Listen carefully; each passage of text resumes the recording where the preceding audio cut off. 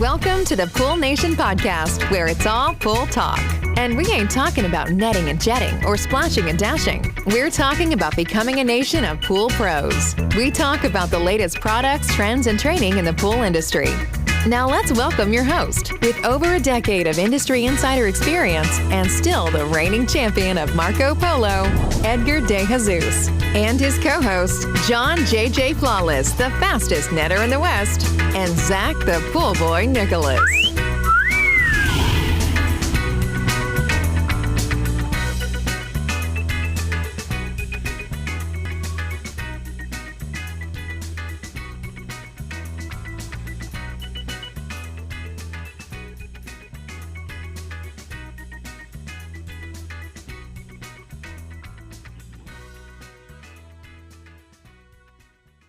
Welcome, everyone, to the Pool Nation Live podcast with myself, your host, Edgar De Jesus. And yes, I am the reigning champion of Marco Polo, along with John JJ Flawless, the fastest netter in the West, and the famous Zach, the Pool Boy Nicholas.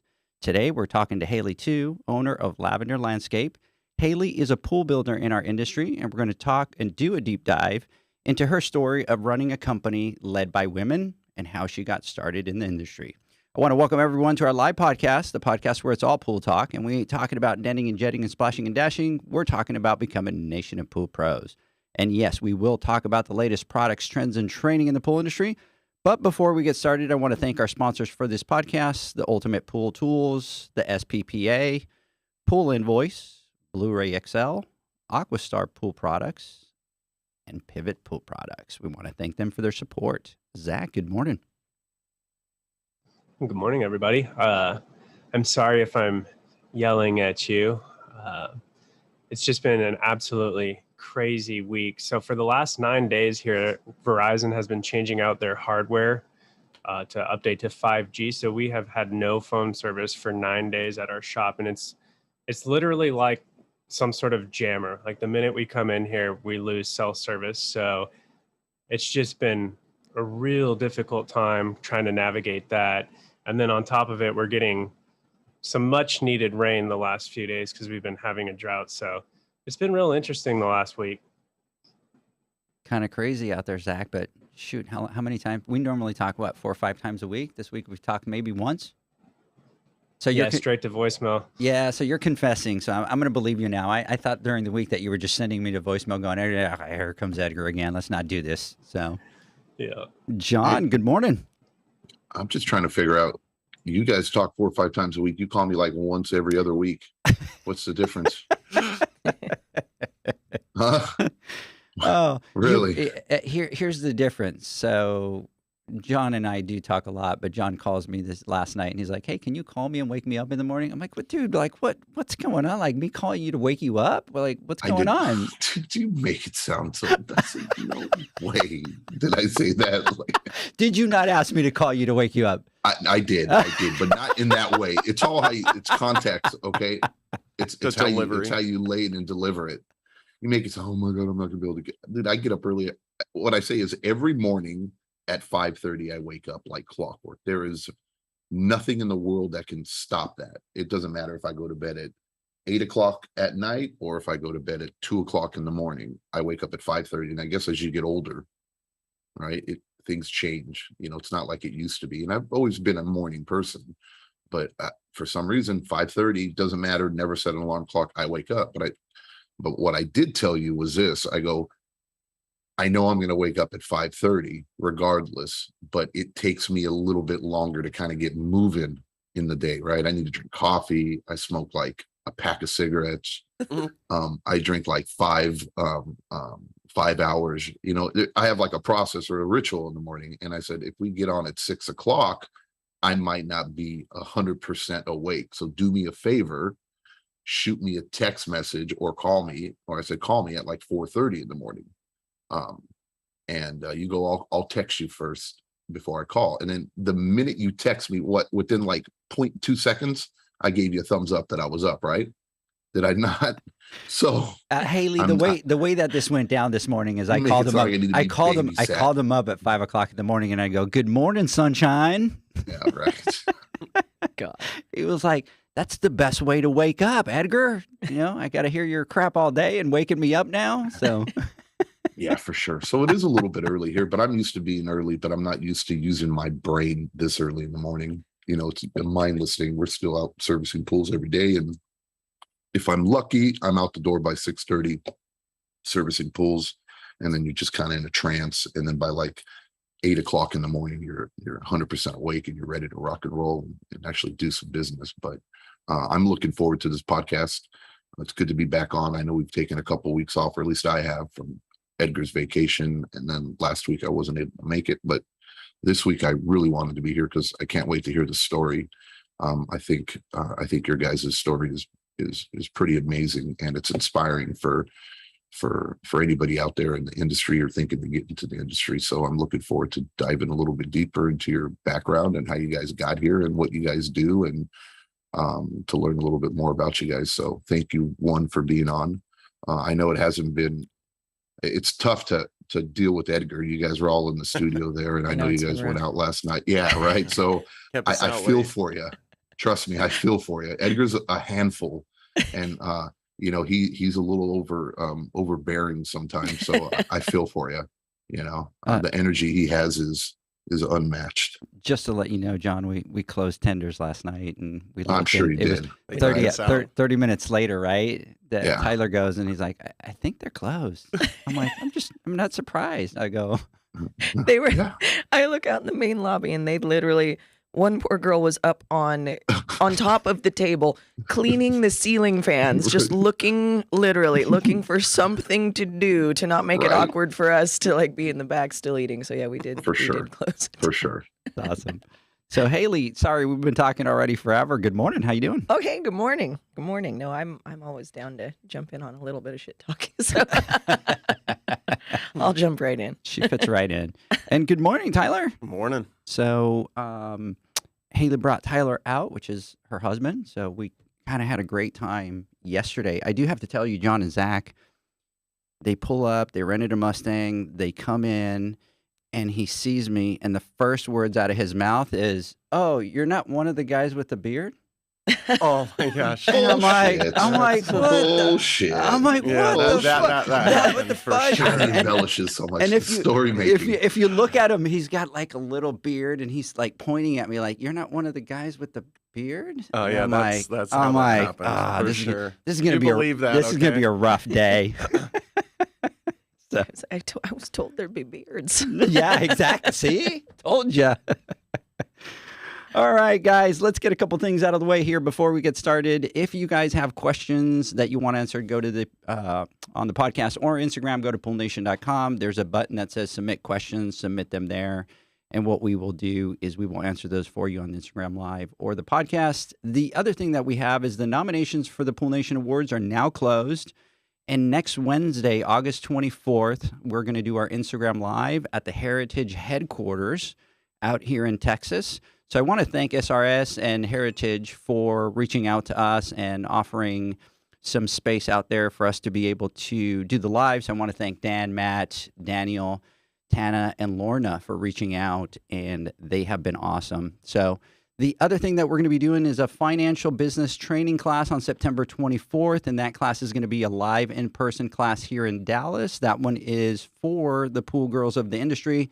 For more information, or if you want to register, go to poolnation.com and click on the financial business tab, and you can register there. You can get some information. You can also send us a DM on Instagram, Facebook, YouTube, whatever it is, and we will get you some of those details. And then the night before that, we're going to be having a networking event. And so we're going to release some of that information next Tuesday. So keep an eye out there. That'll be coming.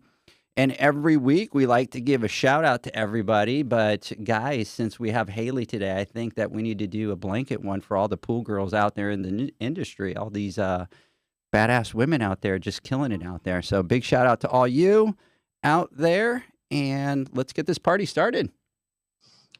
Yeah, so Haley, could you start out kind of telling our listeners a little bit about yourself? Yeah, absolutely. So I am originally from a little farming community in Nebraska, about 3,500 people when I left. And grew up on the edge of town on about 5 acres, and I'm one of 3 girls, the oldest of 3 girls. So I always say I'm my dad's only son, right? So he didn't get the boys, so I was next up.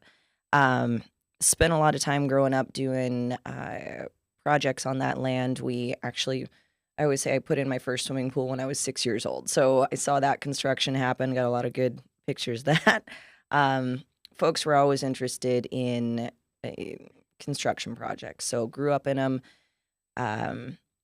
Fast forward, ended up going to Arizona State University, go Devils, and the reason I went there is because I pretty much Googled biggest school in the country, and that came up on the list. So I went to Palm Trees and enrolled originally in the interior design program, thinking I was going to be a genius and do living spaces outdoors. See, when you're from a town of like 3,000 people, you don't know that landscape architecture is actually a thing.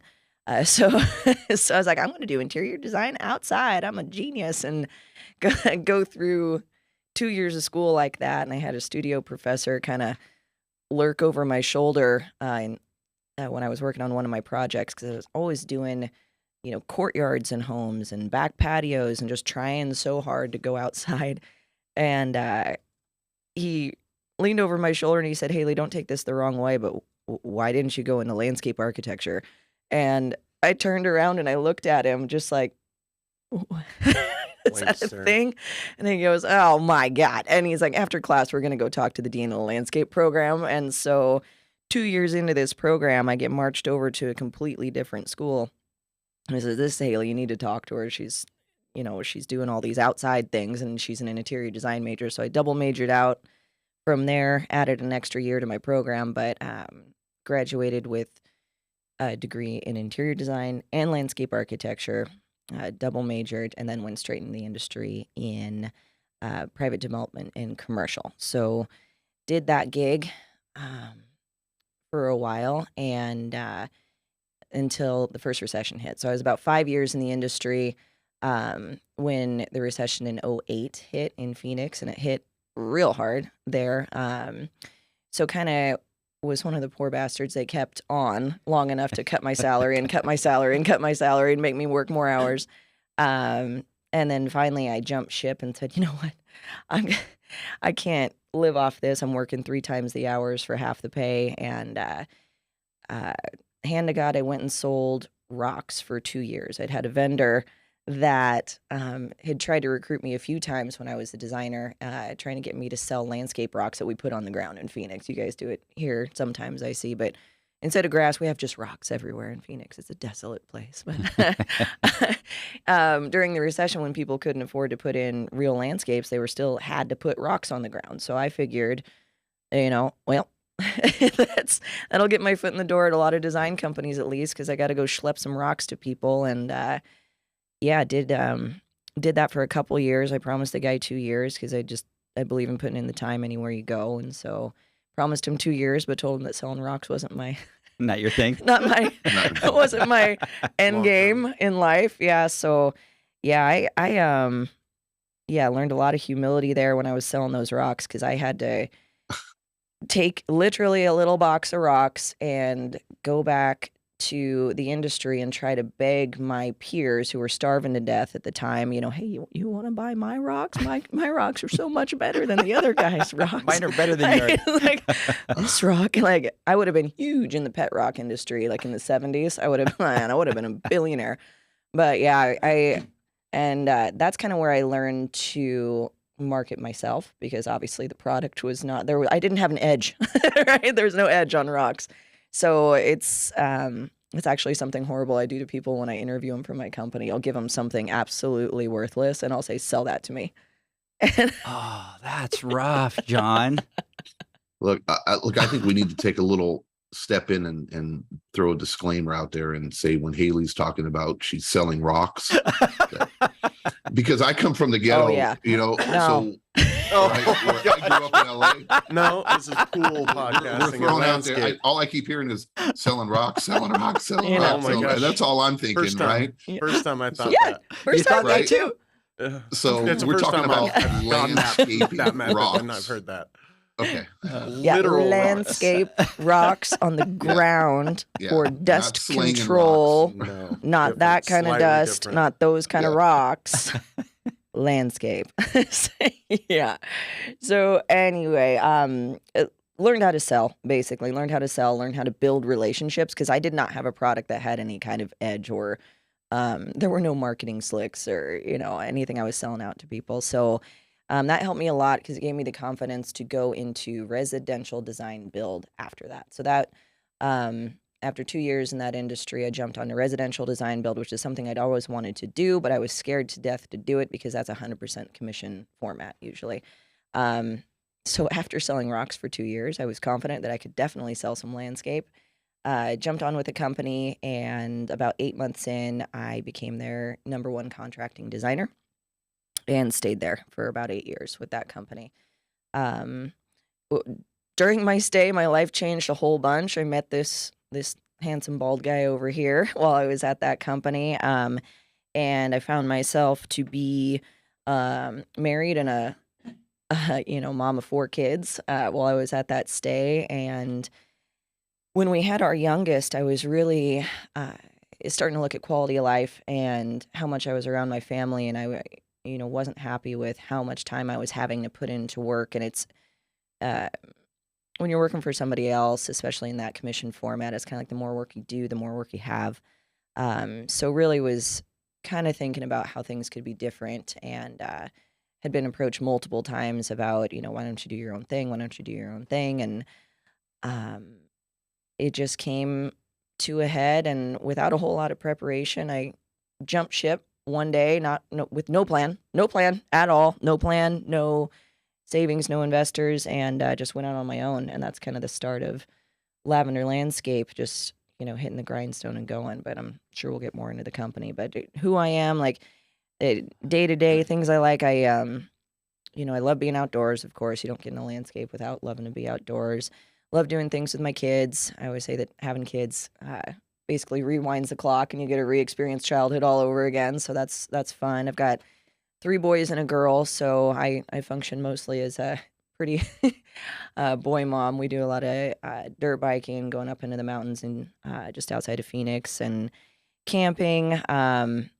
You'll find me doing a lot of stuff with fitness in the mornings. I like to go lift something heavy or punch something hard just to get my day started. Yeah, and that's kind of me. Other than that, I'm a forever student. I am a big old nerd when it comes to learning about business development, personal development, all those things. Like podcasts are my jam. So I was happy to come on here. Somebody says, "You want to be on a podcast?" Like, well, yes, I do. I'll be right there. So I mean, that's me in a fairly large nutshell. But that's Awesome. That's what I got. So I look at landscaping, or I mean, this is me, and I don't really know much, but I think landscaping, you're doing the backyard. You're obviously, a pool is part of a backyard, or a big part of that, especially nowadays. And I think of pool building, and somebody who gets into building pools, I think of, well, you do landscaping too. But I'm sure when you first started, you probably didn't build pools right off the bat. At what point did it click and say, hey, look, I want to get into the pool industry also and start, offering the complete backyard, or being able to offer that to a client instead of subbing it out or having someone else take over the project? Yep, you nailed that on the head. I always worked in design build, and the original folks that I worked for were landscape, hardscape, structure, and pool builders. So they kind of full package, and you're really going to get those high quality contracts when you can do everything. Truth be told, when I left and started my own thing, the full name of the company is Lavender Landscape Design Company. That is our company name. That did not stay very long. I don't think I was in the business for more than about 4 months before I saw that I was going to be a design build. People were asking me for it. So I said, all right, I will go begrudgingly, and I will take my test for landscapes to CR21 hardscapes. So landscape, irrigation, lighting, pavers, that sort of thing. So I was like, fine, I'll do that. I'll grab a crew. We'll put that in. But I'm I'm not building pools. But every single time, if you got a client that's got the desire to have a pool, the design starts right there. That is your benchmark. You design that first. First stroke on the page is a wall in the pool, and everything revolves around it. So again, about 6 months later, I figured out pretty quick. I'm like, yeah, I'm gonna be a pool builder now too, because people are asking for that, and you cannot control the process if you don't control the pool. So, and then I just saw how that was going to keep happening to me. I'm like, you know what? I'm going to skip, just doing the pool builder license. I'm going to go straight into general contractor license and make sure that's the one that rolls into pool building. So went in, studied, and got my general contractor's license. And so now, in addition to pools, we build the outdoor ramadas. Technically, I can build your, casitas if I just knew it was going to keep going down the road, and I was going to keep getting asked and looped into these things. And instead of being in a consulting position where I'm trying to manage somebody who's not under my wing, it's just better to keep things in house. So that's kind of how that happened. Is just I was already on site helping other, a pool contractor that we might have subbed out, get these things in. I'm like, I'm here anyway, so we might as well do it. And so every little girl's dream came true, and I'm a general contractor. That's you wanted to be a designer. I did. Yeah, originally. Like, hey, I could pump out designs, design, and everybody's like, oh, build it too. Oh, hey, look, you know things about construction. Can you just do that? Because I don't like my contractor. I'm like, oh, fine. Yes, I can. And that, honestly, for the last couple years, I've been very construction heavy. Just in what I do day to day, kind of building that team. Because my designers that we have in house were kind of running on autopilot. They had a lot of experience, and I was kind of just doing construction a little bit different. So that's how I got into it. A little bit by force, but mostly by really wanting to control everything. I might have a control problem. No comment.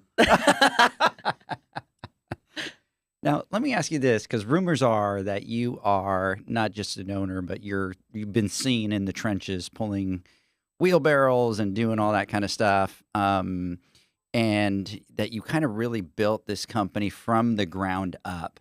So can you tell us a little bit about that and in that process? Yeah, the rumors are true. I think there were a lot of days that I would just ask Tyler, I was like, baby, I need to borrow your truck. And he's like, why? I'm like, it's fine. It's fine. Shh. Don't ask me.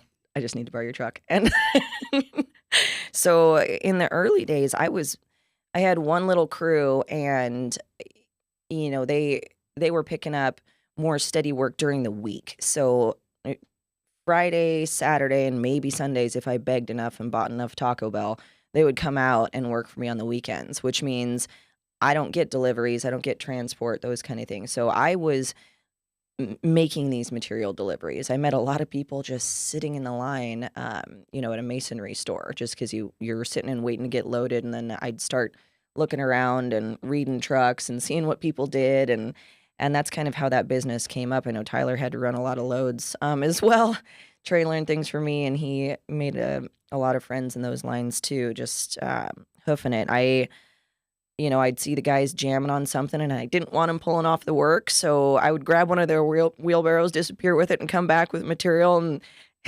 my boy Antonio would just be like, what are you doing? You crazy? I just need you to do what you're doing. I can do this. And so, I definitely got dirty several times picking up plants. We got a lot of good pics and videos, because like I said, I've got a herd of boys, so bringing out he was 5 at the time, but bringing out my 5-year-old and having him help me load plants that I'd picked up at the nursery, and driving them out to site and paying him in donuts. And it's not pretty when you first start. You don't get to just roll up and put in $500,000 job right out the gate. Yeah, no, you're doing little poppers, little, kind of what I would call just, oh, isn't she cute jobs? Hey, let's just give her this little side yard. Let her do that little side yard over there. Just it'll be cute. And then all of a sudden, hey, that was the best contracting experience I ever had. Let's get her something bigger. And then you just start getting a name for yourself. And yeah, but in the beginning, it's not pretty. It's that classic messy bun and dirty jeans and, passed out on the couch exhausted because you've been up since 4:30 or 5 running materials, and that's how it started. Just me, one 3-guy crew on a weekend. That's it. And so, yeah, I have taken the siestas under a client's tree because I was so exhausted. I'm like, "What are you guys doing?" They're like, "Taking a nap." I'm like, "I want to lay down too." So I'm just over on my tree. Right. They're over on Right. their trees. I'm like, "This is nice. This is nice. I was wondering why you guys are doing this. It's nice." They're laughing at me. So yeah, but that same crew to this day is still with me because they call me La Patrona. And so when I always get these Christmas gifts from them that they've taken a bottle of Patron and kind of added an A to it, and so they, I earned a lot of respect with my guys and kind of built the company from crew up, not the other way around. And my crews, I went to him. I was like, "Hey, here's a list of things that we do. I need you to work with me and set these prices because that's what I need to charge for." And nobody had ever come to them and asked them that. So they're like, "What do you mean? What do I need?" I'm like, "I need to know what you need so you show up on my job sites. Like, you be fair to me, I'll be fair to you, okay? Like, and I'm gonna know if you're messing with me, but let's just do this." And so they really appreciated that I wasn't haggling them. And just building from the people who are actually doing the really hard work out in the field was, I think, very pivotal for the company growing like it did, because once I would get somebody, they would stay. And then you just go up from there. So you basically just went to them and said, "What do you want for this to be happy? Yeah. And what's your price?" Yeah. And so did they give you like a menu? I mean, did they just give Haley you a list? provided the menu. It's like Yeah. 1 5-gallon Uh-huh. plant. How much are you going to charge to install that? 10 feet of irrigation laid. What are you going to charge? So then Haley took it to the client. There's no haggling. And then the crews stayed with us, like you said. Yep. The crews stayed with her. Actually came from a previous company, followed her. Yeah, I like I said, I didn't plan when I left, and what I'd done at that previous company a lot was I'd show up out in the field as a designer. I was not supposed to have anything to do with construction. I was allowed to, but I showed up. I'd talk to the crews and say, one particular, like I mentioned my boy Antonio a lot, and they always say he's the grumpy one, but I'd be like, "Why you grumpy?" And he's like, "I don't have my materials." So I'm like, "What do you need, bud?" And he's like, "I need some Portland." I'm like, "They sell that at Home Depot, right?" He's like, "Yeah." I'm like, "I'll be right back. How many bags do you need?"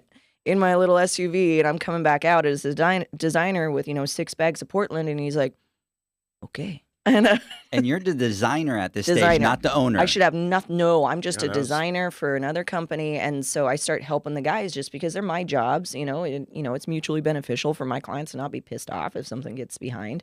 So I was going to the stores, and then the crew stopped texting their project managers and started texting me like, "Can you make this happen? Can you make this happen?" I'm like, "Yeah, but I got you." And so my jobs were going better. And so when I left that company really abruptly, it was Antonio. He texted me and he's like, "Where you go?"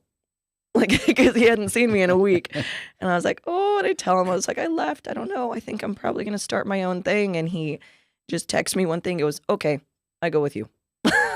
I didn't ask, but That's all right. beautiful. Isn't that awesome, John? No, it is. And it goes to, we lose sight of the human connection and Yeah. the importance of relationships in business, right? Mhm. And we all have a funding gate of what needs to happen, but and saying, "Hey, what do we need to do?" I mean, that's brilliant, and that's what you should do. Like, I need to have a clear understanding of what you need, right? I'm not trying to push you out of business or try to squeeze as much juice as I possibly can out of you and work you to death. I need to know your price, so that you're happy and you're content, so that I can expect what I can expect from you. That's like the funding gate, right? But how to take it to the next level is building that relationship with people, because it's a people industry. It doesn't matter what you do, whether you're building pools, whether you're building backyards, whether you're building homes, whether you're working at the Taco Bell drive-through. It doesn't matter. They know me, human by the way, at the beings are Taco Bell human drive-thru. beings. They know me there. I'm like 45 45 tacos at 9 a.m. Like, they know me.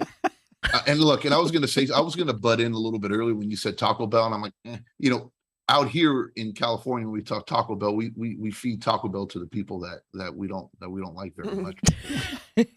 They asked for it in Phoenix. I don't know what's up with that. I'm like, what do you want for lunch? Definitely, I'm like, I don't Talk, like, definitely go get the don't feed boxes. it to our workers because they'll be in the bathroom the whole time. all day. We right? provide porta johns on our job sites, so we provide them. They're there. John, just to let you Yeah. know, she's got it all figured out. By the way, you're not going to get one She's past this already on one. top She's of it, like, she's like, wait a second. So if they're going to the bathroom, average 9.33 minutes, Right. 4 times a day. I'm going to fix this Yeah, problem. Porta potty. Well, I mean, you're the complete package. You're there from the very beginning and to the end. I mean, everything. You provide everything for them. That's a beautiful thing. So no, but what I wanted to get at is that's how you do it. It's relationships, right, and networking and building. And you know, I got to imagine as a woman, it's a little difficult, right? And we can all kind of pretend and say, oh, it's not anymore, but you know, you're almost, you know, you have it in a man dominated industry. It's a little tough, right? And it's almost like you have to prove a little bit more than the average guy because you're stereotyped. And I feel that way in my industry and you know, servicing pools because my wife is in it with me, and she goes through the struggle every single day. So I get it. And if you don't have that relationship and you don't build that respect with the people, it's hard to really be truly successful. So it's, I'm just like, I want to say that was badass. And what you're saying is like exactly anybody in here listening right now. That's how you do it, right? That's how you build a business. Our whole purpose is trying to help the new pool guy or pool girl getting into the industry and figuring out how they're going to be successful. And it's not just about accounts. It's not just about the dollar. It's about relationships and building those relationships with the people that you coexist with in this industry. And that pays dividends in the long run, because when you need somebody, they're going to be there for you and they're going to want to follow you like Antonio, right? They're going to want to work for you because people work for people, not necessarily companies. And you want people to want to work for you, not feel like they have to work for you.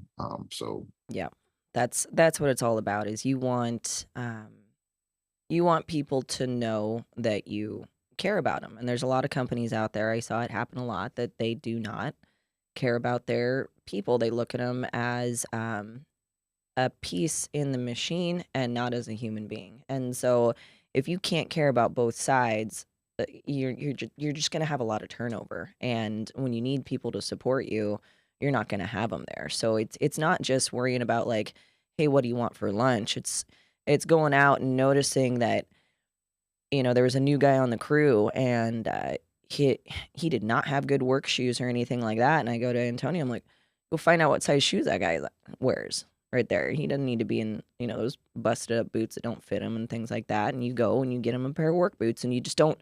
And I wasn't even the one to give him. I gave him to Antonio so he can give him to his guy, you know, because Antonio's, you know, running the guy. It's like, hey, you know, but you just do those extra little things and you pay attention to people. Like I can read people, like I can tell when somebody's in the office and they're having a bad day. Stop, ask them what's up. You know, say, are you okay? And like, even if they say that they're fine, make a point to do a little something, you know, for them. I'm like the food person. I feel like this is a Midwestern thing. Like I fix everything with food. I'll be like, hey, I'm going to get you a sub. You want a sub? What do you want? I was like, no. Perfect. I'm like, well, I'm going to get you a sub so you can tell me what you want, or you can pick off whatever I get that you don't like. I don't care. I'm like, okay, fine. Well, you talk about, you know, relationships and building relationships. When you walked away and you said, I'm going to start my own business, we're like, where do we get clients from? And her and I are like, well, why don't we just go through your cell phone, start texting people and previous clients, ask for referrals. And because she took such good care of her previous clients of the previous job, the is a snowball effect. You know, every client just started rolling in, you know, and even if they didn't have anything, they were taking the time. Like, think about what it takes for you to take the time out of your day and say, hey, there's this girl that told me that she's doing something. I don't have a project for her. I'm built out, but I'm going to find somebody for her. For somebody to go out and do that for me, like, that's such a, like, I mean, really, that's like such an honor that somebody would take the time to go find me some business. Like, just because I took care of them at one point. And if you're looking at your phone and you're just like, I don't want to talk to any of these people because I didn't end the job well, then you kind of need to look at yourselves. Like, am I building these relationships? Am I taking care of my people across the board? A lot of the referrals that we got were actually from vendors, material vendors that I went in, I learned their products, 10 years ago when I was in the industry. I spec'd them, I called them, I asked them questions, I learned. And so when I say like, hey, if a homeowner's coming in here and they need a designer, would you mind referring me? And don't ask for anything. Tyler actually gets on me. He's like, like what? Like if you're going to give them business and they should get something back to you, I'm like, no, I'm just going to take care of them. I'm saying like, hey, if it comes up, could you think of me? Would you think of me? And then they have the confidence that I'm going to refer Haley because I know she's going to take care of this person and not make me look bad, right? So, Right. and those are all relationships. So it's incredibly important. You got to take care of your people, and you got to get the right people around you too, because it's a two-way street, really. Absolutely. Now let me ask you. Obviously, you're a female in the industry, and that's dominated by men.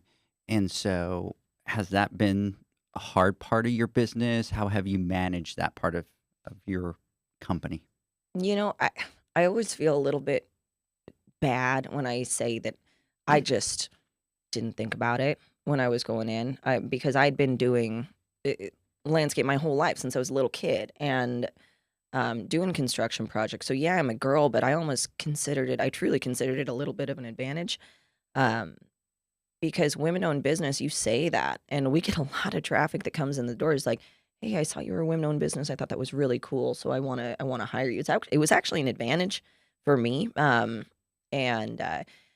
every now and then you get those, little talks that you get some old school guy out there that kind of tries to little woman you and like talk down you a little bit just because obviously I'm not the person that's been, physically laying the blocks or shooting the gunite. But a lot of the guys that own the shows, like they came up, like started on crew and moved their way up. Well, I started in design and worked my way up. So I never let that, really stop me, because can I tell you stories about when I hauled 4 tons of block to the backyard by myself? No, I can't tell you a story like that, but I can tell you, that I understand these codes. I can tell you exactly how that block is supposed to be built. I can keep you out of trouble. I know, your setbacks, your city requirements, your HOA requirements. And I also designed this thing, by the way, that looks awesome. So let's get some more work. So you just work with your strengths when you're a woman, and don't try to be the guy.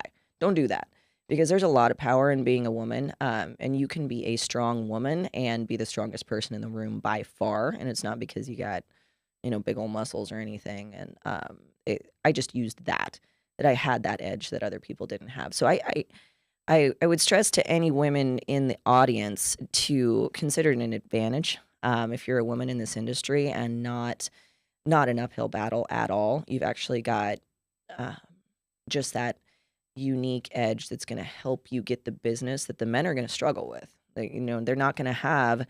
The women are natural nurturers, and they nurture business better than men. We just do. Our ability to be caregivers is a little bit more natural, I think. So you really have an interest, not just from taking care of your business, to take care of a client, because you see the interactions that people have with their families in that swimming pool. And that means something to you, because you're like, I'm really happy that those little kids are, learning to swim in something that I built. And you'd like get the, you just, you get sentimental with stuff. And so you care a little bit more. So yeah, I never made it hard. I think anything that you tell yourself in your head is going to come true. Right. Absolutely. Look, I just want to tag on that. By the way, I was watching your face, John, as she was talking, and I could tell he's like dying to jump in and say something, because I know he's passionate about this. I really did. And you've said a couple things in this podcast so far that have, and I've actually written them down, and I usually don't write shit down. He's not like that, by the way, at all. Zach, not John. And you just said something right now, which just kind of hit me. And I just think it was just perfect and so true when you think about it. And I guess as a man, we just don't, sometimes we don't know what we don't know, right? Or we don't see, and it's hard to really put yourself in the shoes of someone else who has a completely different experience simply because of their gender or who they are. I've gone through, with my wife and her struggles and things that she's had and stuff. But what you said was just perfect and brilliant, and it really explains how the reason, or one of the reasons why you're so successful is, like you said, look, you're not at a disadvantage, and you're not, because I believe too that women bring they have a different perspective, and they bring something that in general men don't necessarily have. And the way you said that was just perfect. You're not at a disadvantage. If anything, you can kind of look at it like you're at an advantage, because now you have everything we got. You get to bring a different perspective. And more importantly, the assholes out there that will stereotype you are the people you don't want to associate with anyways. So you get to weed out all the bastards and all the idiots in the industry, because those that shun you, right, or don't give you that opportunity, you already have that vision, or you already get to see who those people really are, and you don't associate with those people, and you gravitate towards quality people, right? Or people that are on the same page with you. Winners, work with winners. Leaders attract leaders, right? And it was just like an aha moment for me when you said that, and I love that you take that perspective, because that's what you need to do. You can't be a victim, right? And you can't say boo hoo, poor me. It's the game's rigged and it's against me, and I'm never going to be as successful as somebody else. But yet you've taken that and said, hey, hell shit, man, I'm at an advantage here, and I'm going to seize this opportunity, and I'm going to use it to my advantage and be successful. So I thought that was pretty badass. Thank you. One thing that gives her the advantage is knowledge is power. So when you talk about stereotypes, you get the home builders or the pool vendors or something like that, and they start talking with Haley, and their first stereotype, if it is like, oh, it's just a little blonde girl that sells, right, because she's a little cute little blonde girl, but then she starts talking, and I'm not in the pool industry and nearly as much as she is, and I'm like, ooh, she knows like everything about everything. So knowledge is You heard power. it here first. You heard it here first, folks. My husband just said I know everything about everything. He said it. I got close. 4 witnesses. Can we edit that part? Nope. Keep that in. The problem is we streamed it live, so it's all down everybody here. knows. It's all down here. Everything that is true, about though. everything. That gets rid of the stereotype for sure. Hey, John. We're going to be forever a part of your life. Yep. That clip, I'm gonna have and it's to going to be played for years. Start a group text in here. We took your relationship to the next level, thanks to us, Right. But by the way, John, I'm good. We can end this. So great. we're sitting here, John, and we'll probably sit there and go, hey, let's look for the little clips that we put on social media. No. And I got Michael over there kind of going, I got it. I got the clip. This is what we're going to play. Nothing about There will be no pools. pool It's talk. all about, she knows everything about everything. I know everything about everything. Hey, guys, let's do this. Let's take a quick word from our sponsors. When we come back, we will continue our conversation. The Hyper Pole from Ultimate Pool Tools is a pool care pole designed by pool professionals for pool professionals, featuring precision-crafted carbon fiber and stainless steel construction. Go to ultimatepooltools.com or Instagram at Ultimate Pool Tools. Pool pros have specific needs when it comes to general liability insurance. The SPPA program has you covered. With 3 tailored and customizable general liability options, SPPA makes it easy for pool pros to feel secure. Find out more and get covered at thesppa.com. Now available, Pool Invoice. Pool Invoice is a pool billing software created specifically for the pool service and repair industry. It's developed for our industry and only our industry. Pool Invoice is built with recurring billing in mind. You can print, email, text invoices, or even send via WhatsApp. You can add reoccurring or yearly charges, accept credits, and set up autopay. You can even see when customers have seen the invoice. It even has a customer portal where they can log in and see, print, and pay invoices. It has all your customers' information on one page, so you don't need to search through hundreds of invoices looking for the one you need. Just go to the customer profile and it's all at your fingertips. Created specifically for the pool industry, Pool Invoice. Now available at poolinvoice.com.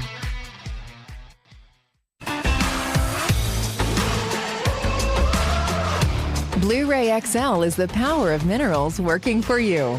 Reduce your overall chemical costs and labor up to 50% guaranteed. Whether you have 20 accounts or 20,000, Blu-ray XL's direct pricing and free shipping to the pool trade have you covered. Improving pool professionals' profit and work-life balance is what they do. Blu-ray XL, the real mineral purifier. Visit them at BluRayXL.com. Blu-ray all day. Aquastar's new pipeline cartridge filters, available in 2 sizes, deliver top-notch hydraulic efficiency along with best-in-class filtration performance, approaching that of DE filters. Uniquely designed, open pleat spacing means 100% of the media square footage is usable. And these claims are backed by NSF test results. Designed with the pro's time and comfort in mind, the patented double-locking system improves safety and ease of access, making filter cleaners faster than ever before. Available now. Ask your supplier for pipeline filters today. Pivot how you clean pools. Debris that makes it to the bottom always enters from the surface. Clean from the top with Ariel, a smart solar-powered pool skimming robot. She works around the clock skimming pesky and fine debris off the pool surface. Tell your customers about Ariel and earn big commission on every sale. With advanced solutions like Ariel, you'll spend less time at the pools you service, improve customer relations, and increase your bottom line. Plus, pool owners will enjoy a constantly swim-ready and healthy pool and lower energy bills. Visit pivotpoolproducts.com/dealers to see how much you can earn and for resources on how to get your customers to ditch the net for good. Welcome back, everybody, to the Pool Nation podcast. We are talking to Haley Tu from Lavender Landscape. So we continue our conversation. So, Haley, let me ask you, do you remember what you charged for your first job? Oh, yes, I do. This is one of the best stories of Lavender Landscape. So we talked about how I kind of went through my phone, right? When I first started the company, like, please help me.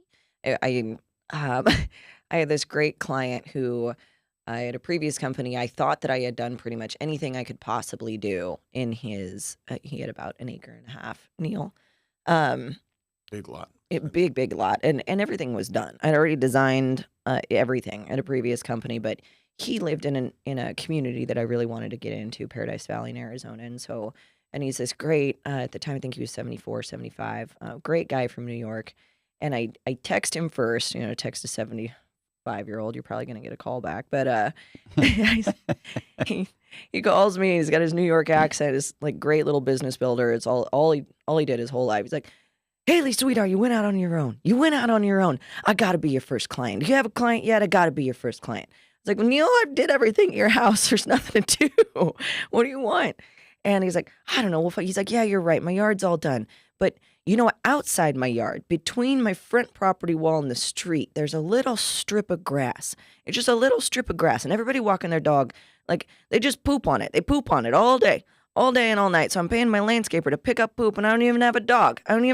Haley. Can you get rid of this grass so I can stop paying for poop to be picked up? I'm like, this is a glamorous beginning for Lavender Landscape contract. And I was like, yeah, you know what, Neil, I would love to come out and get rid of your poop problem for you. And so went out there, and it really was just a 20-foot wide, about 150-foot long strip of grass. And so, but I did it out. I did a full-on 3D, everything like that. And we did it like a xeriscape with the boulders and the cactus that we do in Arizona. So, some dog gets stabbed when they come and try to poop in his yard now.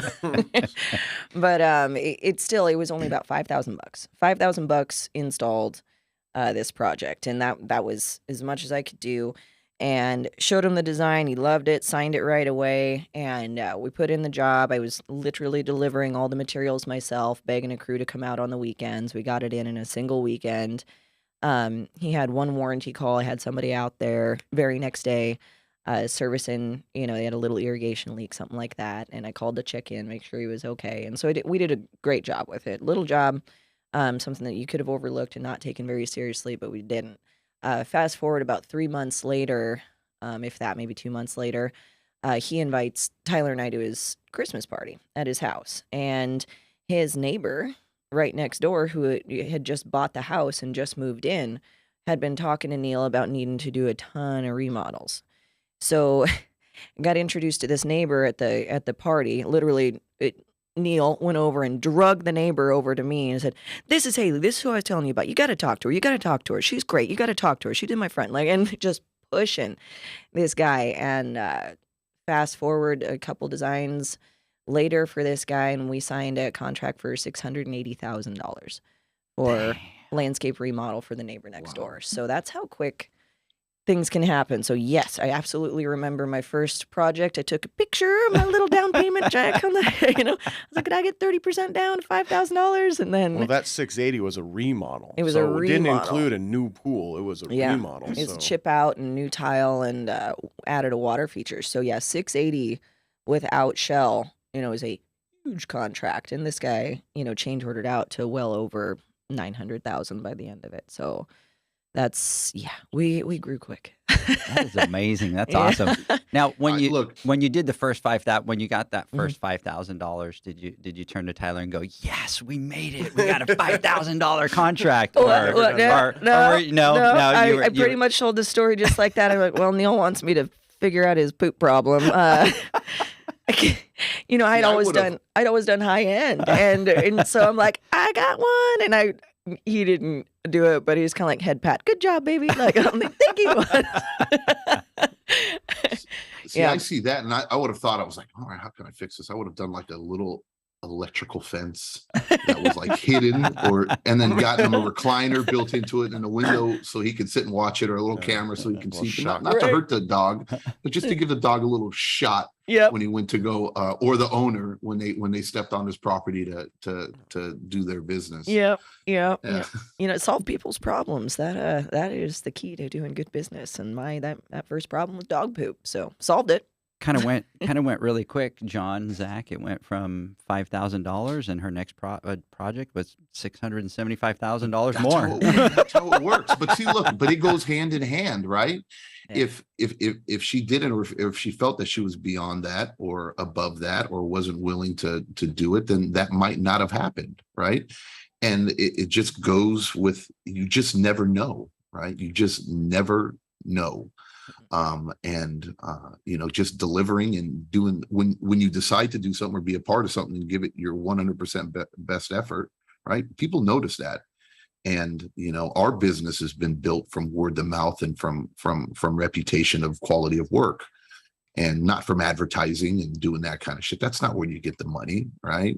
That's not where you build wealth, or you build a long lasting business or something very successful. And, I'm sure that 680,000 and every job, just success breeds success, and it creates new opportunities for you. And you just never know where your next big job is going to come from.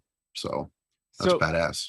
Yeah. And I want to jump in, because 5,000 to 600 to 80,000, there's a wide range of things that could be done with what you're doing. What is your ideal contract look like? What kind of size of, job is that? What's that look like? He wants to talk data.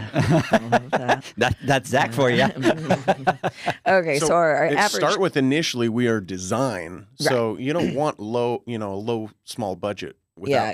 I'm more concerned with quality than quantity. And so something that we did as a company right out of the gate was assess design fees. And when you're talking about pool service industries, it's something that I might consider doing. If I had a pool maintenance company, I would definitely be really considering trip charges for initial consultations and things like that, if you don't have a really solid referral. Because one thing that I saw in my industry was people take advantage of free a lot, and that can really hurt your business, and it can hurt your good clients, because your good clients are going to pay for the overheads of people taking advantage of you, and that's not cool. So I started the company doing design fees right out of the gate. They weren't a lot. You go down the street to, a large architecture company and you're paying $25,000 for a package. So for permits, I started with a $2,500 design fee, and that would get you full plan sets and everything. It allowed people to bid things out. Like, go ahead, cost compare me, because I'm giving you my construction contract too. If you think I look good in my numbers and you hire me, I'm going to give you that design fee back. And that's something that as a pool professional, you could, a maintenance professional, you could say, we're going to do a trip charge, but I'll put it towards your first service.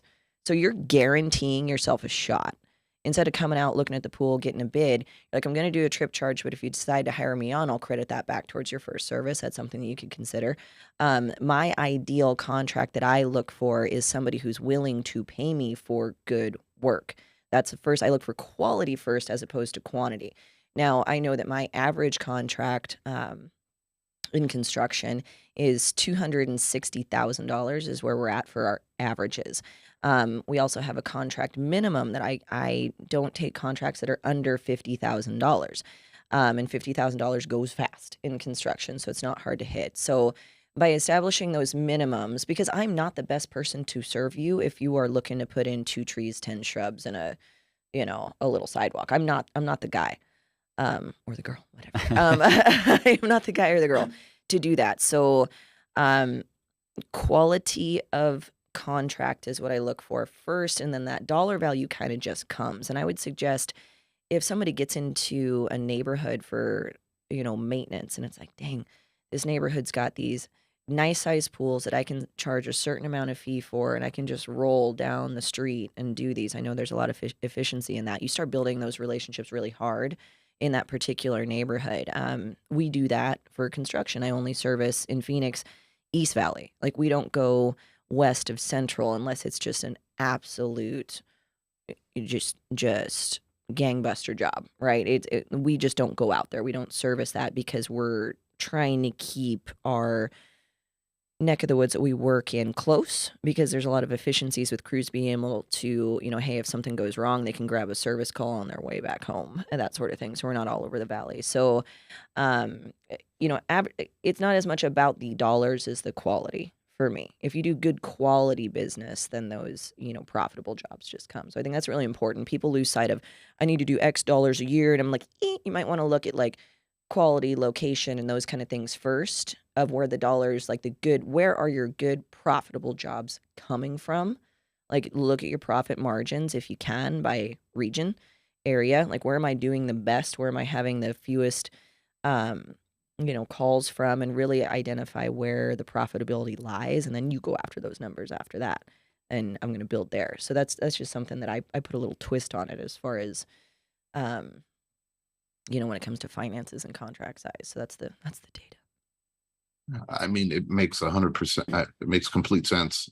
When you obviously you have to like and love what you do, yeah. Right? And it's hard to really, when you're focusing on quantity, right, or doing a lot of little jobs, or this is that, just a whole bunch of it. Unless what really gets you going is just a hustle and bustle and a bunch of just organized chaos constantly is what it is. And I guess that's your thing. But if you have a love and passion for something, then you tend to gravitate towards that. And when you focus on quality, you get to apply your gifts or your talents or your skills fully, right? And people get to pay for what they get. And that's why they're hiring you or hiring a certain company, and they're paying a premium for it, because now they're not only paying for the job, but they're paying for your passion, your work ethic, right? Yep. What you bring to it. And it's like self-medicating for us as business owners, because it helps keep the fire burning, right, in the belly, and because nobody wants to become complacent. And the minute you become complacent is when things start to fall apart. And when you start to lose the passion in what you do, then it becomes very evident, and not only in the output or the quality of your work, but also the people that work for you that depend on you will start to see that, right, that you've lost that passion. So if you stay focused and you know what you like and you stick to it, then you continue that recipe, that playbook that you've had and what got you there, and it's why you're successful. So 100%. I mean, we go by the same book too when we do our work. We're like, nah, No, I'm not doing 30, 40 pulls a day. We're not doing all these jobs and taking it because money's one thing, right? But I want to enjoy what I'm doing. I don't want to walk out the door and not enjoy or lose the passion. Yeah. So what's the most difficult part of managing an office and personnel? Because I'm sure you have quite the operation. Office. So here's the part that probably kept me from opening a business the longest. The thing that I was like, no, I'm going to keep being the designer. I'm going to, just stay in my lane and work for somebody else. Is I was very, very intimidated about being a boss. My husband's gonna fall over dead right now. I'm like, I'm sorry. He's like, what are you talking about? But remember, you know everything of everything. I do. You're good. It's fine. It's fine. Everything about I did not. He's looking for a way out, guys. He's like, I'm waiting for my opportunity. I need to redeem myself over here out of there. He's like, I can't believe I did this. So true. But managing an office is interesting because I think it's really important, and maybe the gals in the audience will hear me when I say this. You got to remember that you're the mom of your business, and everybody that works for you, you got to kind of consider them to be more like the babysitters. Okay, like it's your job to be doing the late nights and the temper tantrums and the major stressors. That's your job. Now, those babysitters are helping you kind of raise up your business and things like that. They definitely need to care about the safety, the security, the development of this company that you have. But they're not the ones that should be. You can't expect people to have the same kind of in your gut care about your business that you do. And I think if you manage those expectations, then you're a lot happier as an employer. And then you start realizing that my employees are people and this is a job for them, and I am going to nurture them as, the caregiver of this company, but not as the parent of it. It's my responsibility at the end of the day to raise up this business and instruct the people that are helping me how to do that. Like, you're giving them this schedule and what's required for the business to be successful. The little nuances that you have, of how you want business to be run, you need to communicate those. Because if you don't, then they're just going to take things that they learned from their last gig and bring them into your gig, which maybe don't fit. So I think that that's something that you really want to remember is you have to tell people the goals, the end goal that you want. Definitely take ideas, because if you don't take any ideas and think that I'm the end all and I make all the decisions, that's not going to go great either, and things are going to get stagnant quick. Take the ideas, kind of turn them and make them your own, but you have to take the responsibility that the success of the business is up to the leader. It is you. You're never going to be able to completely let go of the reins and expect your business to run how you want it. Those two things don't happen. And that's the main thing that I've learned with managing people, running an office, and the logistics of that is understand their roles and respect their roles, but be there for guidance and for direction. That's what it's all about. Now, you and I have talked, and we spent some time yesterday, and you know that, and the guys are going to go, oh, there goes Edgar again. So I geek out, especially when it comes to the financial sides of businesses, because I think it's one of the things that people miss the most as they start their business. And so how important is the financial side of your business for you? Finances was my blind side when I started the business. I really felt confident, obviously, in design. I could do that in my sleep. Construction, I was pretty dang good at. As long as my eye was on it, it's going to go right. Finances, that was not my thing, and I knew it going in, and I have an aversion to the numbers of it, things that are out of my comfort zone.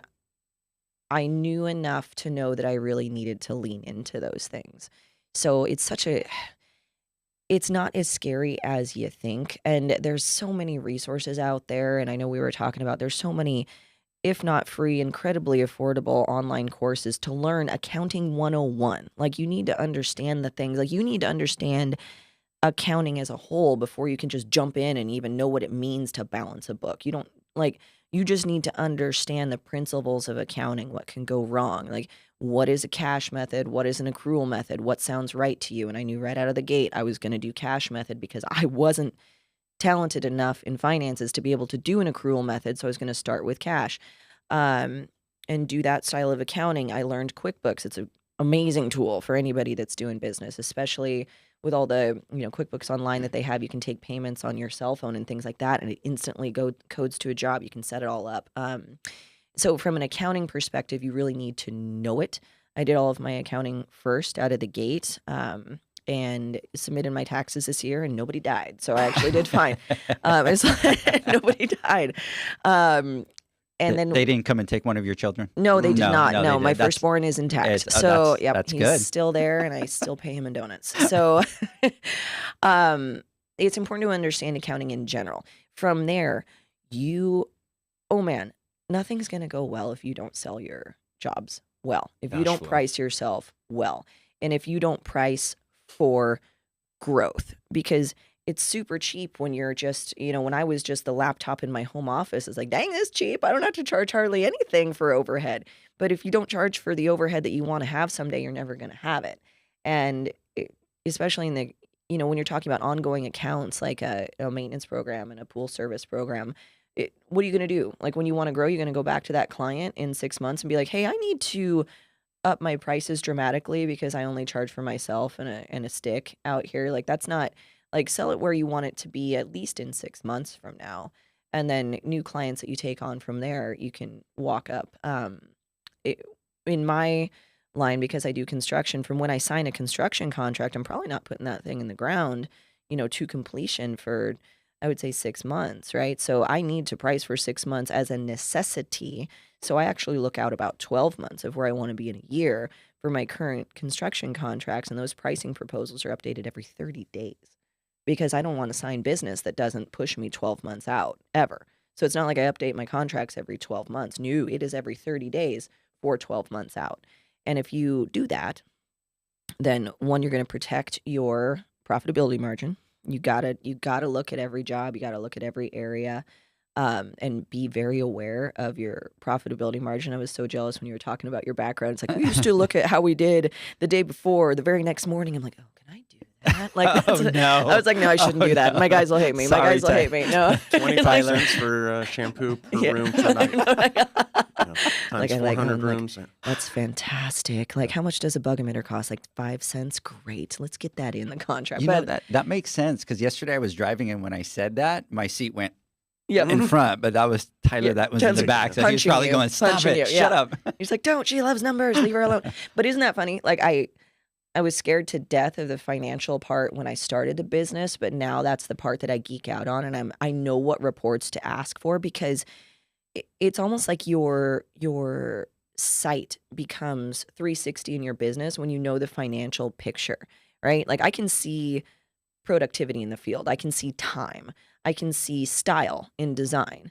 I can see, quality of product coming out in design, but I can't see how are we really doing. That's where finance is actually really fun for me, is because I can see, you can do the backwards math of, what do we need to get here? That's actually the roadmap, because you can only do so much in, like, timing of jobs, cost of materials, quality of design. You can only do so much, but if you don't know the dollars and cents of how to get where you need to be, you can't do the backwards math on how much do I need to be producing in construction? How much do I need to be contracting in design? What should we be looking for in lead flow? Because it's all math. It's, hey, I know that my close rate on a lead into design is 50%. I know that my close rate from design into construction is 75%.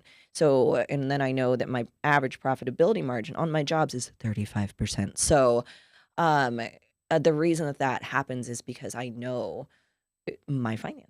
I know my finances and what we need. So, I mean, if you don't have finances, you don't have anything. I mean, every component is very important, but could I do kind of basic level design stuff and just be slapping in pools and landscapes all day and still make a great living? Sure I could.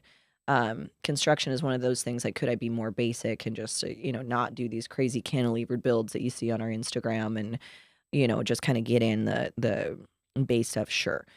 There is no success with crappy accounting. Like, there's like, you're not, like, if your finances aren't there, the doors are shutting fastest right there when you didn't watch it. So I don't know, like, finances and the accounting portion are probably the most intimidating, I would think, for most of us that have, like, kind of grown up in the field and doing those things. But I think you will find the joy in them, because in the clarity is you can see the problem, and when you can see the problem, then you can find the solution. Otherwise, you're blind and you're just like, "Look, charge more," and that's probably not the problem. Is charging more, and you don't know how much more to charge is the problem. Like, when you say I'm going to charge more, you throw a number to the wall and it just doesn't stick. Right. And I'm going to steal your 360 view, because one of the things that I tell people when it comes to finances is, once you learn your numbers, you change fundamentally the way that you do business.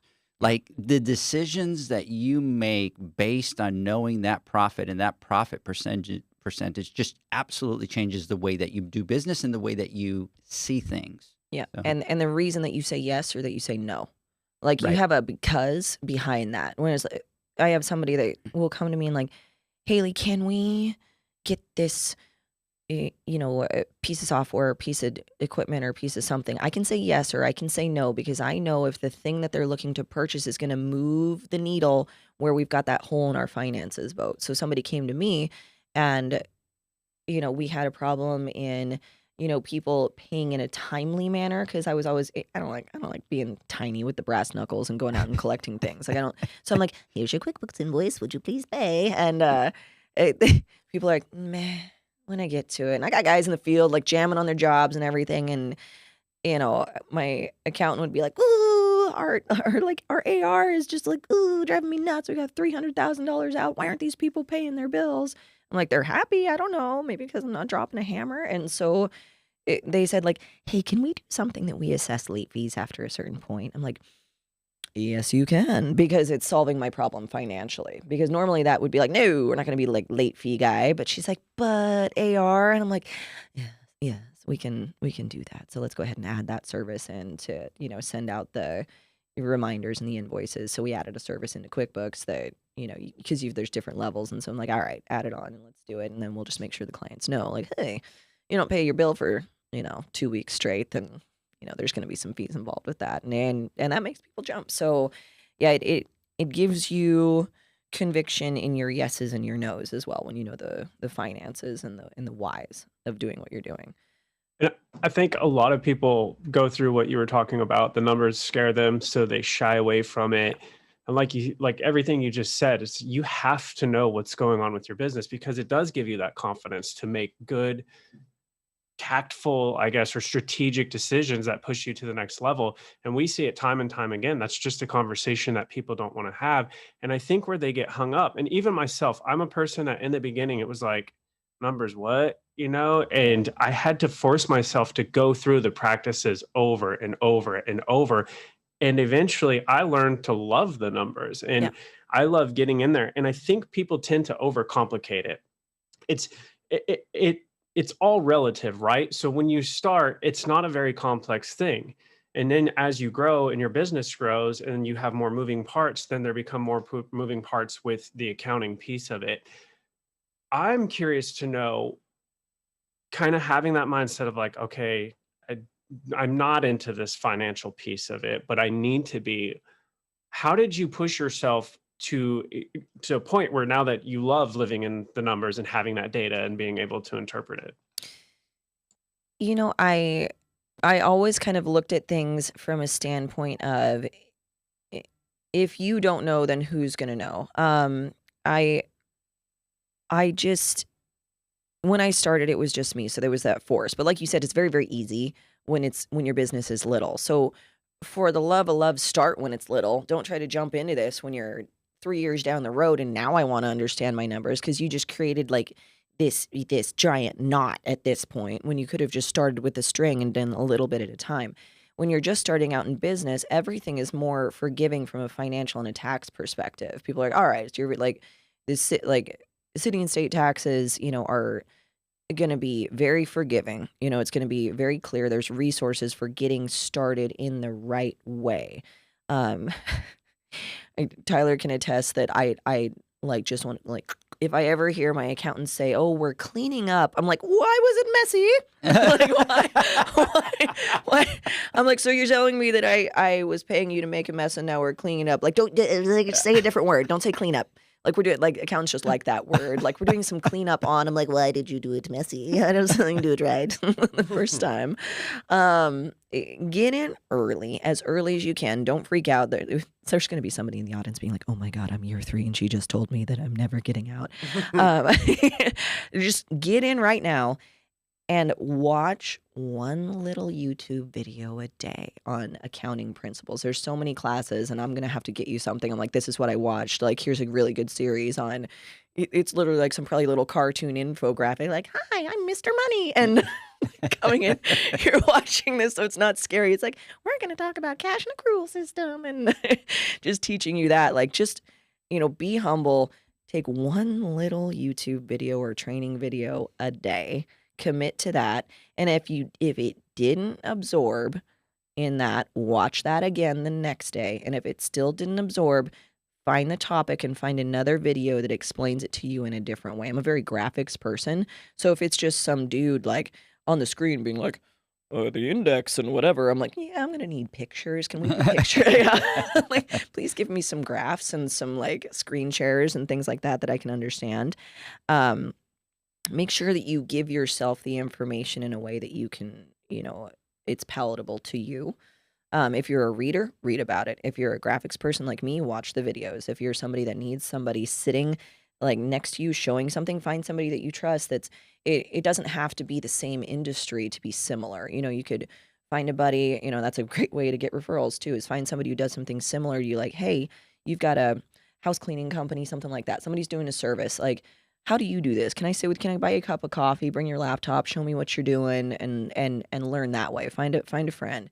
Hire somebody on a consulting basis to sit down as an instructor that will teach you. Like, however you learn, just bites a day and you'll be through it in 2 weeks. I mean, you have the tools. And then when you have the confidence and how to use those tools, then you can start building things. And then it gets just as comfortable as the service that you provide, as the work that you do. And it's like, hey, now this is what I do. Look at this cool new trick, and, have somebody to check you when you're trying to do these cool tricks. But then it starts becoming fun because you make a move and, oh my God, that made more money. I mean, that's a really rewarding thing. Like, you get better in design, you get in more magazines, you get better in construction, and your profitability margins go up. But you get better at accounting, and there's money coming in the door for everybody at that point, and it gets very, very fun. It's very motivating. So I would say accounting gives you the biggest rewards. If you're a financially motivated person, like, hang out in accounting, just hang out there and learn it. And so I mean, that's how I grabbed it, is one bite at a time, and it gets less and less scary the more you go through it. Yeah, I agree. And we talk about it all the time. It's one of those where for us, we talk a lot to the service guys, and it's, you talk water chemistry, and at the beginning, you don't know, you have to hear it like 10 times, and it's the exact same thing.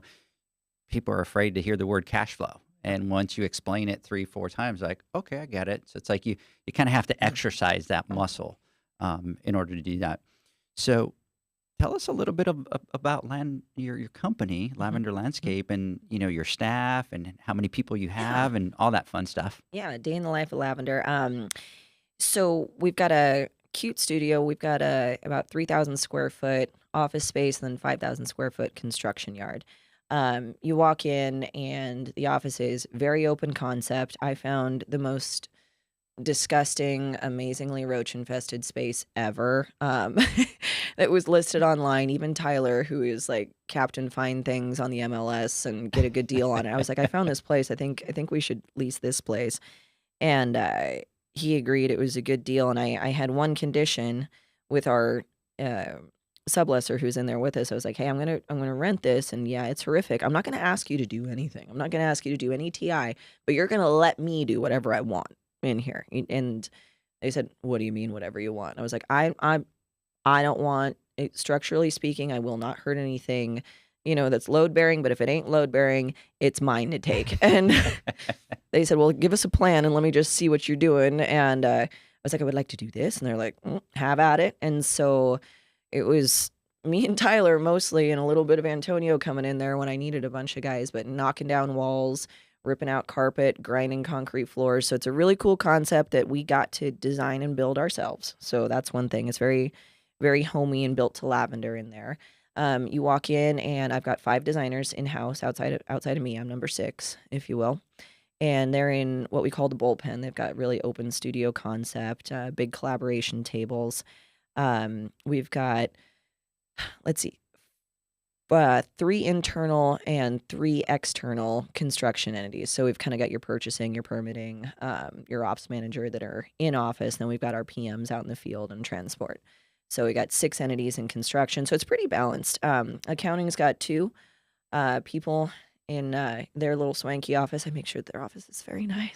So, they get the really nice office. Plants. I water their plants. You guys need anything? Got enough sun? You comfortable? How's the air? Is the air good? How's the lighting? All right. Is the lighting good? You feel good? She's talking about the plants, not the accountants. No, I'm not. True. That's no. I take care of my plants very, very well too. So our office is decked in all the house plants. Our air quality is amazing. It's amazing. Yes, it's plants everywhere. And then we've got our graphics team. There's 3 people in there. Honestly, those are the most degreed people in the building. I got two masters of landscape architecture and a bachelor's of landscape architecture in my graphics department doing the CAD plans, the 3Ds, those kind of things. And they're my dream team. They work so hard in there and just understand how things are built and how things are designed. So I love getting in there and talking with them. We've got a beautiful conference room I'm pretty strict about having all of our design returns in the office. A lot of my competitors will go to people's houses, and that kind of feels like carpet sales guy to me. So it's like, we charge for our designs, and so you're going to have our signature presentation where you've got multiple materials pulled, a 3D on the big screen in front of you. You're in a cool office space in a design studio, so that's kind of what that's like. Cute kitchen space. One thing is, I am not a stickler when it comes to clocking in, clocking out, and doing hours, things like that. Some managers in their departments are, like my graphics department, are very. My girl Claudia is nice and strict with her hours and everything, which is good. They get in there and they jam and they're very productive. But I was very conscious of saying, hey, like we were talking about the 5-hour energies in the morning. Like, you got some people that are morning people and some people that aren't. You want to grab people at their productive times. And so I'm flexible with start times. It's like, hey, it's assumed 40 hours if you're working full time, but those 40 hours are at your discretion of when you're starting and when you're going and the breaks that you need. Like, everybody's kind of on the honor system as far as that goes. It's, if you got to worry about people in that way, then you got the wrong people in the building. It's like, hey, come in, do your best, and then get your butt home. You know what I mean? Like, hit the goals, hit the stuff, and then I am, all for people cutting out early on a Friday and enjoying their lives and that sort of thing. So the vibe in the office is casual, definitely. But I try to keep a little bit of a competitive edge in our, design and sales team, because that keeps the, the lifeblood flowing in there. Construction, I always have all these different hats because I go into a construction meeting and, it's just a different personality from construction to design to accounting to marketing. Those are different brained people. And so the construction department's kind of the, what are we doing today? Like, none of this fluffy stuff. We don't need to go on like team building crap like the designers do. Right. Like, let's just go have a beer or something. And, designers are like, can we go to, Top Golf and do like, I'm like, yes, my beautiful, beautiful designers. We can do team building all day long. And my accountants are just, I want to do, let's talk about the business and about, like, they're like my moms in there. They're like, let's talk about this. Here's the goals. Here's the things. And they just, we just like to talk about, honestly, we just like to talk about our families and things like that. That's my little girl squad over there. and marketing. We love all things social media. So we are banging on social media. That's something that I really would encourage anybody to do, is get very, very good at social media, because you can kind of be who you aspire to be right now on social media. That was a big thing with Lavender, is when it was just me and my laptop in my home office with a crew who I begged to work on weekends, I felt like $1 million company online. And that was the kind of business that I brought in, because it's like, this is who I'm going to be. Like, as a matter of fact, this is actually who I am. I just don't have all the parts yet, but I am this person. And then you become that person. So get very, very good on social media, because it's your opportunity to present as the future of your company now. And I think that there are a huge amount of resources for getting good at that. I know you and I are always watching these videos, and, they say the algorithms and things like that. And I think that's actually another thing that a lot of people shut down on, is they said the algorithm on Instagram or social. Like, I don't even want to touch that. I'm just going to say, like, hey, I'm on Facebook, hire me. And it's like, no, like, you got to play the game, like, learn the tags, learn to do the reels, learn to just get your camera out. I have my entire office getting their cameras out all the time. If you're in construction, if you're in CAD, if you're in marketing, if you're in design. I was like, if you are on a job site, if you are doing something cool on your computer, frankly, if you're at a vendor and they've got a really nice display, get your camera out, tag Lavender Landscape and tag that vendor. Like, hype people up. So we don't spend tons of money on marketing at all, just because we're very active on social media, and they feel like they know us by the time they hire us. I had one of my designers go out on site, and she was kind of laughing, because they're like, "Oh my God, I've seen your projects on, oh my gosh, I can't believe you're really here." And my designer's like, "What?" Famous okay. Like, oh, I'm like, famous. So I'm like, I know, it's because you're putting your stuff out there, so people want you. And when you actually show up, it's like you get a little bit of that fangirl thing going on. And it's, you've created an image that by the time you show up is actually real.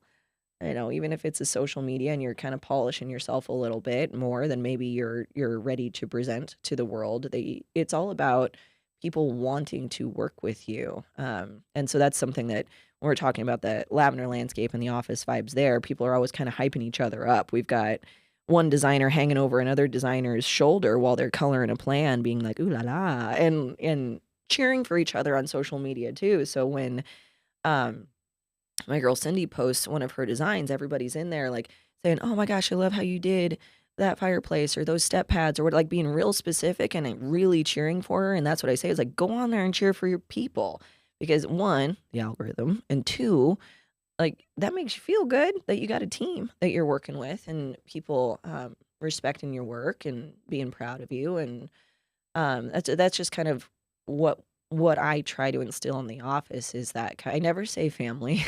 Your family's at home, but that team environment that you're cheering for each other, like a sports team, and you're building each other up. Family's at home, but you got your team at work. Absolutely. That's great. By the way, that happens to John a lot too. We go places, and because of his social media, everybody's like, "Oh, that's John." And then who's that? That's with you, the guy without the beard. Who's that? The beardless man. The beardless man.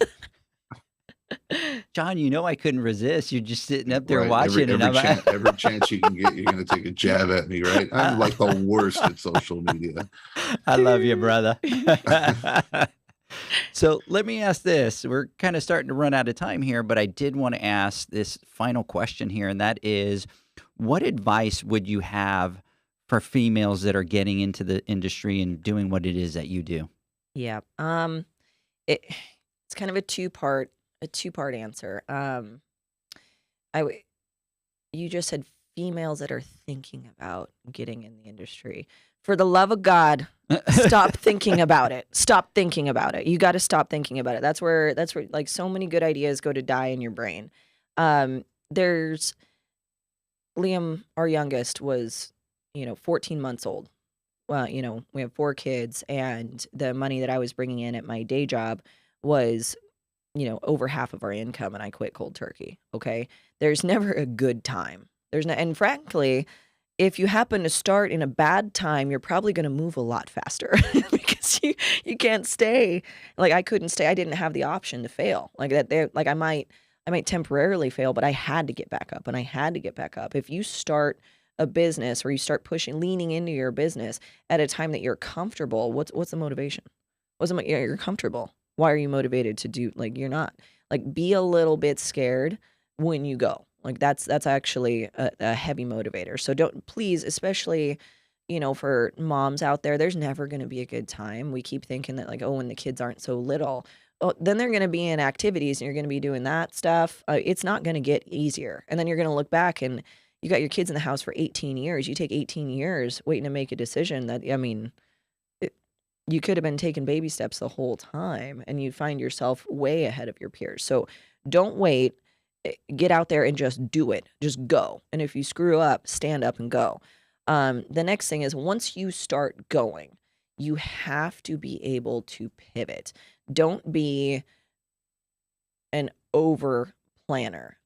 Don't be so rigid in your plan that I made this plan. This is the plan. We're going to execute the plan. There's going to be parts, I promise, there are going to be parts of your plan that do not work. They're not going to work. And that is okay. You identifying that they're not working is where you're going to really excel. You have to identify the problem early, identify the solution, and pivot to it. You have to be able to pivot. Again, started the business, 1-year-old baby, and 3 other kids, and 6 months in, because Lavender Landscape only started in May of 19. So about 6-7 months in, the world ended and COVID hit. Okay. Like, you can handle anything. You really can. We had just, how many months were we in our lease when COVID hit? Like 4 months into the lease at like a co-working space. Yeah. We were in a co-working space that was, because we were supposed to be just a design studio. So they shut down the entire office and we couldn't go to it. And they were still charging us rent. Couldn't bring clients, couldn't do anything. And they're still trying to charge us rent. And rent was not cheap there. I think it was almost $4,000 in rent, and we couldn't go. We couldn't use it. So, then came the cockroach. And then came the cockroach place. We turned it around. Yeah, yeah, because the cockroaches were going to survive the pandemic no matter what. So I was like, well, I'm going with them. But you just have to be able to pivot. And while I wanted to be in this shiny, fancy office building and be a design company, I realized, well, you can't, Haley. Deal with it. Pivot and do it a different way. And we did. And every single time that we pivoted to, kind of go with the current, not against it, it served us well. You don't want to be using all of your energy fighting something that isn't working. Use your energy towards what is working and then fix the things that aren't, so you can just keep going forwards. Be very, very versatile. And be a quick decision maker. Like, when there's a problem, don't be like, no, there is no problem. It's over here and I don't see it. I'm just going to focus on the pretty things in my business. And this thing it'll be fine because all these other things are fine. And it's not. You have to look at the thing and get rid of it very quickly. Because little problems turn into big problems, turn into monster problems that they only get harder to fix the longer that you wait. So those two things, make the decision now. Get off the fence and just do it. It's not going to be perfect. You're going to screw up. You're going to fall.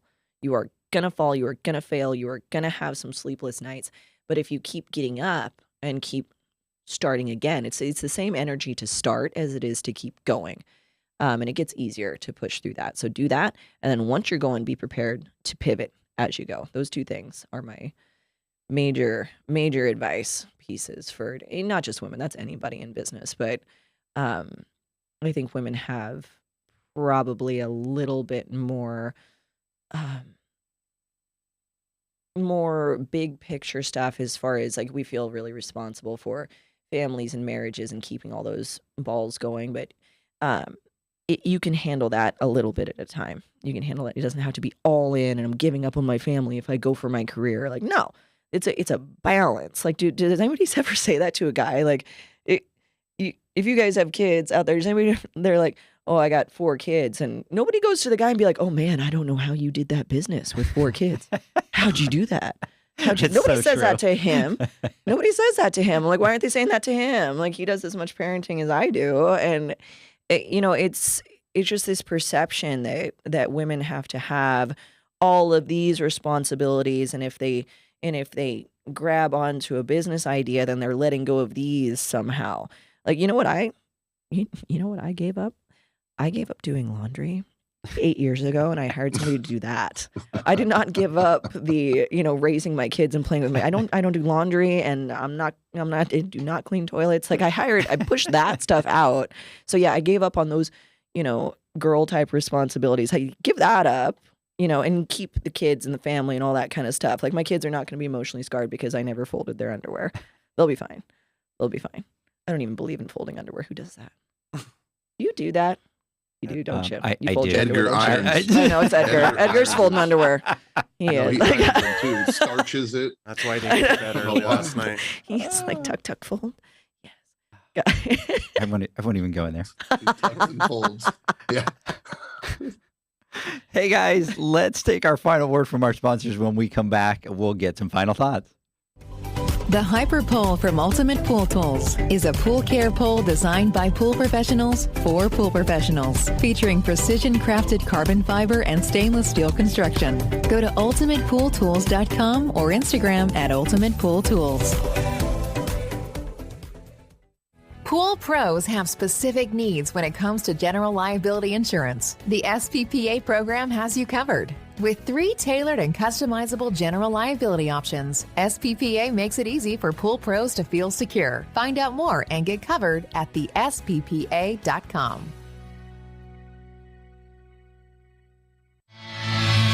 Now available, Pool Invoice. Pool Invoice is a pool billing software created specifically for the pool service and repair industry. It's developed for our industry and only our industry. Pool Invoice is built with recurring billing in mind. You can print, email, text invoices, or even send via WhatsApp. You can add reoccurring or yearly charges, accept credits, and set up autopay. You can even see when customers have seen the invoice. It even has a customer portal where they can log in and see, print, and pay invoices. It has all your customers' information on one page, so you don't need to search through hundreds of invoices looking for the one you need. Just go to the customer profile and it's all at your fingertips. Created specifically for the pool industry, Pool Invoice. Now available at poolinvoice.com.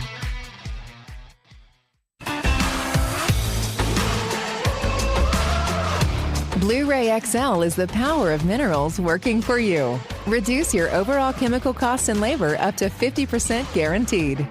Whether you have 20 accounts or 20,000, Blu-ray XL's direct pricing and free shipping to the pool trade have you covered. Improving pool professionals' profit and work-life balance is what they do.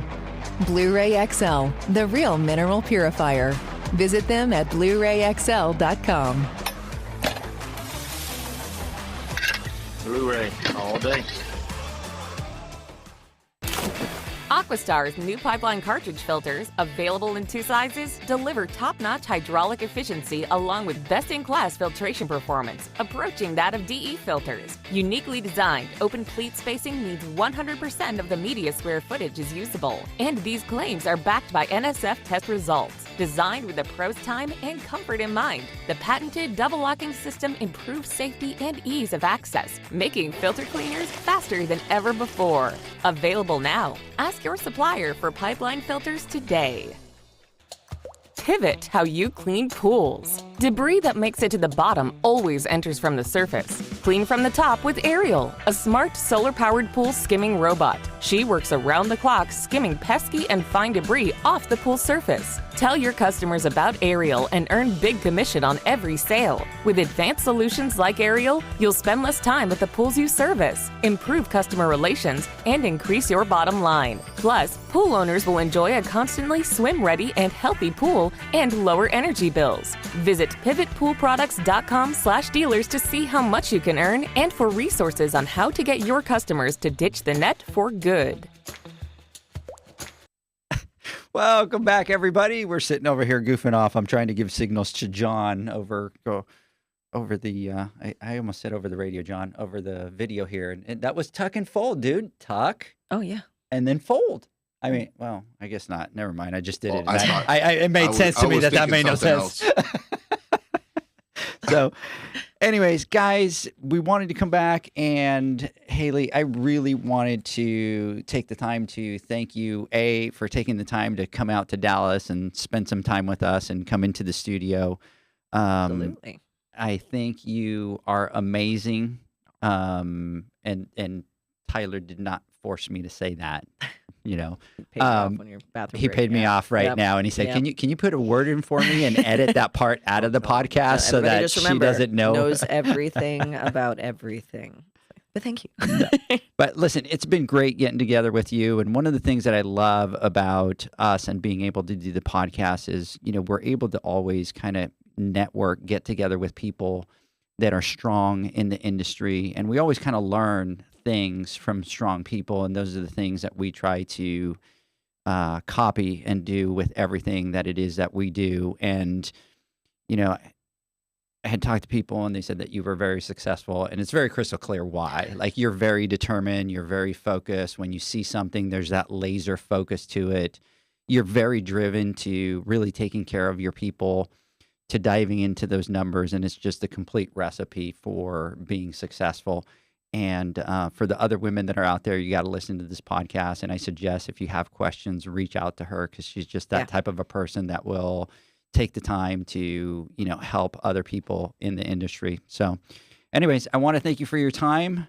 Tyler, I want to thank you for coming out, and I promise you that I will try to grow out a beard by the next time that you see me, so that luck. you don't think I'm uncool. It's taken Tyler 5 years to get as far as he's gotten. So that's all I got. So he's like me, John. He's like me. He gets the 4 little hairs right. Yep. No wonder he was bashing on me. That makes sense, Yep. John. So anyways, guys, we will catch you all next Wednesday on our Instagram Live when we have the nominees for the Pool Nation Awards. Everybody, have a great weekend. Bye, guys. Thank you. See you guys. Bye. Thanks for listening to the Pool Nation podcast, a member of the Pool Nation family. You can listen to us live every Friday here at 9 a.m. Pacific, 11 a.m. Central, and 12 noon Eastern Standard Time. You can find us at Pool Nation or poolnationpodcast.com, on Facebook, or on Instagram at pool.nation. And to find more info about Pool Invoice, the billing software built specifically for the pool industry, go to poolinvoice.com. Before you go, this is what the pool industry has been waiting for. PoolmanUniversity.com. It's the first platform dedicated to learning the swimming pool service and repair industry. A pool service community where you can connect and find videos on business, service, water chemistry, and repairs. See you there at PoolmanUniversity.com.